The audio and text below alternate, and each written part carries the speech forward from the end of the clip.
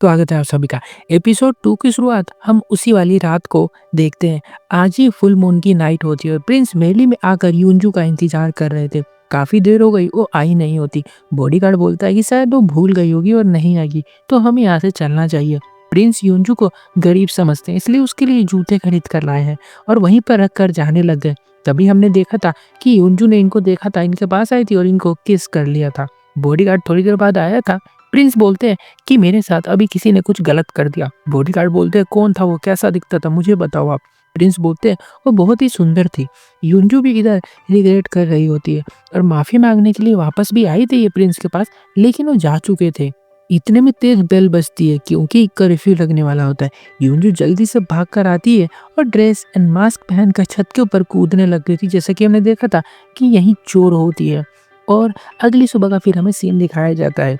एक घर में चोरी हो चुकी है, अनाज की चोरी हुई होती है। चीफ इंस्पेक्टर से शिकायत करने आए होते हैं लोग और वहीं पर दूर खड़ी यूंजू सब कुछ देख रही होती है और रात का सीन याद करती है। जब ये चोरी करके भाग रही थी तो इसे डिटेक्टिव पार्क ने पकड़ लिया था और इसका पीछा करने लग गए थे।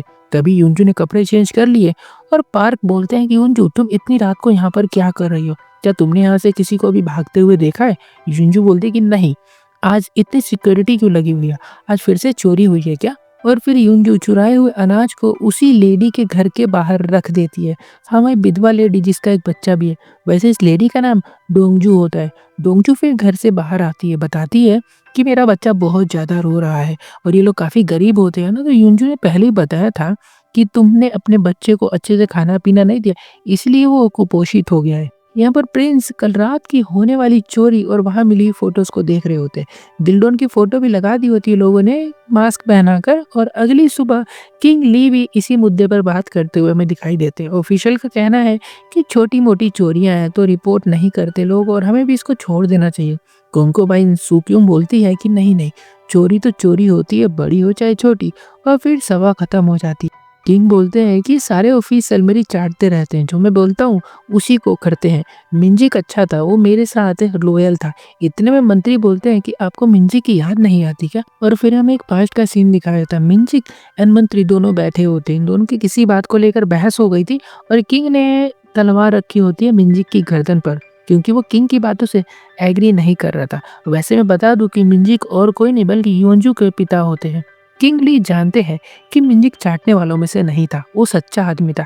इतने में मंत्री सूकियों को इशारा करता है और ये अपने कपड़े खोलने लग जाती है, जिससे हमें समझ आता है कि कोंकोबाइन सुक्योन मंत्री की भेजी हुई औरत है, जिसने किंग ली को अपने हुस्न के जाल में फंसा कर रखा है और उनको टाइम टू टाइम सीड्यूस करती रहती है और अपना दिमाग यूज करने नहीं देती है। मंत्री बाहर आते हैं और सीधा मिंजिक से मिलने पहुंच जाते हैं। ये लोगों में पास्ट में पक्का कुछ लफड़ा हुआ था जिसको हमें यहाँ पर नहीं बताया गया होता है। मिंजिक बोलता है कि तुमने मेरे घर पर इतना सारा शादी का सामान भेज दिया, गिफ्ट भेज दिया, यूंजू मेरी बेटी कभी एक्सेप्ट नहीं करेगी वो, और वैसे भी उसकी शादी एक बड़े घर में हो रही है चीफ इंस्पेक्टर के यहाँ, तो उसको ये सारी चीजें वहां पर मिल जाएंगी क्योंकि ये लोग बहुत अमीर है।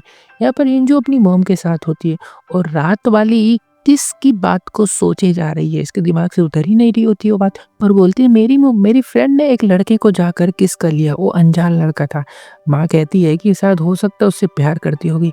ये बताती कि नहीं नहीं, प्यार नहीं करती है, और ऊपर से उस लड़की की सगाई भी हो गई और शादी होने वाली है। अब ये सुन के मोम उल्टा सीधा बोलने लग जाती है कि वो एक कैरेक्टरलेस लड़की है और ऐसी लड़कियों से तुम्हें दूर रहना चाहिए, ऐसी लड़कियों को तो फांसी दे देनी चाहिए। यहाँ पर महल में प्रिंस ने अपनी सभी दासियों को इकट्ठा किया होता है और सेम बात बोल रहे होते हैं कि अगर एक अनजान लड़की तुम्हें आकर किस कर ले तो क्या करोगे। दासियों का कहना है कि हो सकता है वो लड़की प्यार करती होगी। प्रिंस बोलते कि नहीं नहीं, प्यार नहीं करती। यहाँ पर हम हेरिंग को देखते हैं। इसकी दासी पूछती है कि आप आजकल इतनी परेशान क्यों रहने लग गई हो, क्या हुआ? अब हेरिंग इसको क्या बताए कि अपने फियोंसे से मिलके आई थी, जो पहली मुलाकात पर ही इसको अपनी कोंकोबाइन से मिलवा रहा था और गलत सलत काम करने को बोल रहा था। क्या मेरी शादी ऐसे गंदे लड़के से होने वाली है? इतने में कोंकोबाइन आ गई होती है, वैसे इसका नाम नायुल होता है। फिर हेरिम से बातें करने लगी। नायुल से पूछती है कि ये तुम कपड़े सिलना कहाँ से सीखा, कैसे कर लेती हो ये सारा काम, तुम अपनी मॉम से सीखा है? हेरिम बोलती है कि नहीं नहीं, मेरी तो मॉम ही नहीं है। फिर नायुल जी के पास आ गई होती है, हाँ उसी के पास जिससे हारिम की भी शादी होने वाली है, और बोलती है कि कैसी बेशरम लड़की है वो, उसके पास तुमने मुझे क्यों भेजा, आगे से मत बोलना मेरे को वहाँ जाने के लिए, और हाँ शादी मत करो उससे, गंदी लड़की है वो। जी चुपचाप सब कुछ सुन रहा था। वहीं पर दूर इसके दोनों दोस्त खड़े होते हैं, यूंजू का भाई डेल और वो जो प्रिंस के साथ मार्केट में उलझ रहा था ना लड़का, इसका नाम स्यूनबेक होता है। दोनों तीर चलाने को लेकर बहस कर रहे होते। ट्यूनबेक बोलता है कि डल, तुम्हारे डैड तो पहले वॉर मिनिस्टर थे, फिर भी तुम्हें तीर चलाना नहीं आता, तुम्हारी बहन को भी नहीं आता, वो भी ऐसी ही होगी। डेल बोलता नहीं नहीं, उसे सब कुछ आता, बचपन से प्रैक्टिस करती थी, उसने शुरू से ही तीर चलाया है और उसी के साथ खेला है। यहाँ पर प्रिंस आज फिर से डिटेक्टिव बेग के पास आए होते केस देखने के लिए, और इनका बॉडीगार्ड यूनजुक की फोटो बनवाकर मार्केट में घूम घूम के उसको खोज रहा होता है, क्योंकि भाई प्रिंस की किस्से लिया उसने तो खोजना तो पड़ेगा उसको। यहाँ पर डेल भागा भागा घर आया होता है और बोलता है मेरे साथ चलो यूनजू, और इसको लेकर जी के घर पर आ गया होता है। वहीं पर जहाँ ये लोग अभी तीर कंपटीशन कर रहे थे, और बोलता है कि तुम्हें ये एप्पल पर निशाना लगाना है, मेरी शर्त लगी है, तुम्हें जीतना ही होगा। ऊपर से जी एंड सी वो सब कुछ देख रहे होते। यूनजू बोलते क्या तुम इन दोनों लड़कों के साथ रहते हो? ये लोग बहुत अमीर है और बहुत गंदे लड़के भी हैं, तुम बिगड़ जाओगे, तुम्हें इनसे दूर रहना चाहिए। डेल बोलता है कि जब से हम गरीब हुए हैं मेरा कोई दोस्त नहीं है, इन दोनों ने मुझसे दोस्ती कर ली और मैं इनको अपनी फैमिली की तरह मानता हूँ। युनजू मान गई होती है निशाना लगाने के लिए, लेकिन बदले में डेल को इन दोनों लड़कों से दोस्ती तोड़कर पढ़ाई करनी होगी। इतने में सीबीओ का आता है और कहता है ये लड़की मैंने तुम्हें कहीं तो देखा है, हम मार्केट में देखा था ना इसने, अभी पता नहीं होता, इसको याद नहीं आ रही है कहीं। खैर युनजू बोलती कि नहीं नहीं, मैं तो तुमसे पहली बार मिल रही हूँ, कभी नहीं देखा है। और जी आता है, बोलता है अच्छा ठीक है, तुम जीती तो डेल हमसे दोस्ती तोड़ देगा, तुमने अपनी बात रख दी, अब मैं भी अपनी बात रखता हूँ। और सामने खड़ा कर देता है, डेल को उसके सर पे रखता है, पल्लो कहता है कि अब निशाना लगाओ, अगर निशाना चूकेगा तो इसका भाई मर जाएगा। और युनजू उठाती है तीर कमान, और जी इन दोनों भाई बहन को बहुत ही गंदी गंदी गालियां दे रहा होता है और उल्टा सीधा बोल रहा होता है। और युनजू को काफी गुस्सा भी आ रहा है, लेकिन ये कुछ कर नहीं सकती ना, निशाना लगाती है लेकिन अपने भाई पर नहीं, सामने उड़ रही चिड़िया पर। वैसे निशाना तो मस्त था, वो गिरा देती है उसको। डेल काफी खुश हो गया होता है और दोनों यहाँ से भाग जाते हैं। इनके जाने के बाद सियोम्बेक बोलता है कि जी तुम्हें पता है इसी लड़की से तुम्हारे बड़े भाई की शादी होने वाली है और ये उनकी कोंकोबाइन बनेगी।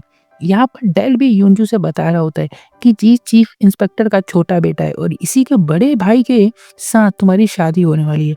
युनजू बोलती है अरे ये बात तुम्हें मुझे पहले बतानी चाहिए थी। इतने में शोर आने लग गया होता है और बाहर देखते हैं तो गिल्डों की फोटो लगी होती है, वही मास्क वाली। इधर प्रिंस के पास डिटेक्टिव पार्क आया होता, बताता है कि मैंने कल रात को गिल्डों को देखा था भागते हुए, लेकिन वो भाग गया और मुझे लगता है कि युनजू ने उसको बहुत अच्छे से देखा होगा, वो वहीं पर थी। प्रिंस बोलते युनजू कौन है? पार्क बोलता है अरे वो गरीब लड़की है, सबका इलाज करती रहती है, सब जानते हैं उसको इस एरिया में। प्रिंस बोलते हैं ठीक है, मुझे जल्दी मिलवाओ उससे। फिर क्वीन आ गई होती है, प्रिंस को डांटने लगे कि तुमने चीफ इंस्पेक्टर की बेटी से शादी के लिए मना क्यों कर दिया, क्यों तोड़ी शादी, तुम उनके घर पे गए ही क्यों, तुम कब मेरी बात मानना शुरू करोगे? प्रिंस फिर से वो सीन याद करते हैं जब ये छोटे थे, तो उनको उस बड़े वाले लड़के ने जो जो बात कही थी कि मैं अपनी मॉम का ख्याल नहीं रख पाया, लेकिन तुम जरूर उनका ख्याल रखना। वैसे मैं क्लियर कर दूं कि छोटा लड़का है ना, ये प्रिंस थे। यहाँ हेरिन घर जा रही होती है और इसकी दासी ने इसको एक बुक दी होती है, वो अडल्ट बुक होती है जिसमें वो गंदी गंदी फोटोज बनी होती है। ये देखकर हेरिन काफी शर्मा गई होती है। दासी बोलती क्यों, मजा आ गया ना देख के? हेरिन बोलती अरे नहीं नहीं, मेरे होने वाले हस्बैंड जी ऐसी चीजें देखते हैं, उनको पसंद है, लेकिन मुझे नहीं। तभी बाहर शोर आने लग गया होता है, जिससे हेरिन बाहर जाकर देखती है तो सभी लोग गिल्डों की फोटो देख रहे होते हैं। वहीं पर एक और पोस्टर लगा होता है जिसमें प्रेस जैसा दिखने वाला लड़का होता है और उसको खोजा जा रहा है। हेरिन ने सोचा कि आखिर ये लड़का है कौन, अच्छा दिखता है। फिर हेरिन अपने डैड के पास जाती है, इसके डैड की बात कर लूं तो ये एक डॉक्टर है। हेरिन फिर जाने लगी, तभी रास्ते में प्रिंस मिल गए होते क्योंकि वो भी कहीं जा रहे हैं। हेरिन बोलती अरे ये तो वही लड़का है, सेम उस पोस्टर वाला जिसको सब खोज रहे हैं। फिर प्रिंस बोलते हैं कि अरे नहीं नहीं, मैं वो नहीं हूँ। हेरिन फिर सॉरी बोलती है और जाने लगी, तभी इसका पैर इसके कपड़े में फंसता है और ये गिरने लग जाती है। प्रिंस इसको पकड़ लेते और बस हेरिन का दिल यहीं पर रह गया। वो प्रिंस से अपनी नजर हटा ही नहीं पा रही होती है और पहली नजर में उनका दिल दे बैठती है। प्रिंस तो डोंगजू से मिलने जा रहे होते हैं, हाँ वही विधवा गरीब लेडी। तभी डिटेक्टिव बताते हैं कि वो तो नहीं है यहाँ पर, सिपाही उसको उठाकर चीफ इंस्पेक्टर के घर पर लेकर गए। प्रिंस बोलते हैं क्या डोंगजू के घर में से धुआं निकल रहा था, उसके घर में अच्छी क्वालिटी के शाही चावल मिले हैं और वो चावल चीफ इंस्पेक्टर के घर से चोरी हुए थे और इसी वजह से डोंगजू को उठाकर वो लोग लेकर गए, क्योंकि उनको लगता है कि डोंगजू ही चोर है। इधर देखते हैं हम युनजू चीफ इंस्पेक्टर के घर पे उनकी वाइफ की देख रेख कर रही होती है। ये इनकी पूरी फैमिली की सेवा पानी करती रहती है और बदले में ये लोग अपने मरते हुए बुढ़े दादा से उसकी शादी करवाने वाले हैं। तभी बाहर से शोर आने लग गया होता है। बेचारी डोंगजू पर चीफ इंस्पेक्टर गुस्सा कर रहा होता है। तुम्हें मेरे घर से शाही चावल नहीं चुराने चाहिए थे, कहाँ से आए तेरे पास, बता मुझे। डोंगजू सच में नहीं जानती कहाँ से आए। चीफ इंस्पेक्टर ने डोंगजू के घर और उसकी सारी संपत्ति अपने कब्जे में ले ली और इसको बेघर कर दिया होता है। युमजू बोलती है कि नहीं नहीं मत करो, आपको ऐसा नहीं करना चाहिए। ये विधवा है, गरीब है, ऊपर से इसका बेटा भी बीमार रहता है। चीफ इंस्पेक्टर बोलते हैं कि भले ही तुम हमारे परिवार की इलाज में मदद करती हो, इसका मतलब ये नहीं है कि तुम मेरे सामने जुबान चलाओगी। तुम अपनी औकात मत भूलो कि कौन हो तुम। फिर सीन हमें रात का दिखाया जाता है। आज फिर से युनजू चोरी करने निकली होती है, तभी प्रिंस ने इसको पकड़ लिया। युनजू सोचने लग गई कि वो गरीब फटीचा नौकर यहाँ पर क्या कर रहा है और इसने शाही कपड़े क्यों पहने। प्रिंस बोलते हैं कि तुम गिल्डो नोना, मैं तुमको जानता हूँ, तुम यहीं पर रुक जाओ, तुम अच्छे इंसान हो। क्योंकि प्रिंस को डोंगजू ने बताया था कि इसके और जितने भी गरीब लोग हैं ना इस एरिया में, सबके घर के बाहर कोई अनाज रख कर जाता है और ये और कोई नहीं बल्कि गिल्डोंग होता है। मतलब वो अच्छा काम कर रहा है, तो प्रिंस काफी खुश होते हैं क्योंकि ये तो भलाई का काम है ना, तारीफ करने लग गए होते हैं इसकी। तभी सिपाही आ गए और युनजू भागने लग गई होती है, ये सोच के कि ये गरीब फटीचर नौकर मेरे को बातों में फंसा कर पकड़वाना चाहता था। सिपाही इस पे तीर चलाते हैं और बदले में ये भी उन पे तीर चला देती है, जो सीधा जाकर प्रिंस के हाथ पे लग जाती है। युनजू भागकर अपने हॉस्पिटल में आ गई होती है। यहाँ पर अभी कोई नहीं होता है, डरी हुई है। कुछ देर बाद घायल प्रिंस भी यहाँ पर आते हैं और बोलते हैं कि मैं तुमको जानता हूँ, इधर आओ। अब युनजू बुरी तरह से डर चुकी होती है कि कहीं मैं पकड़ी तो नहीं गई। और प्रिंस बोलते हैं कि तुम वही लड़की हो ना जो मुझे उस दिन मिली थी जब बारिश हो रही थी। और यहाँ पर एपिसोड 2 खत्म हो जाता है। एपिसोड 3 के लिए चैनल को जरूर सब्सक्राइब कर देना, वीडियो को भी लाइक कर देना। मिलता है उसके साथ, तब तक के लिए बाय।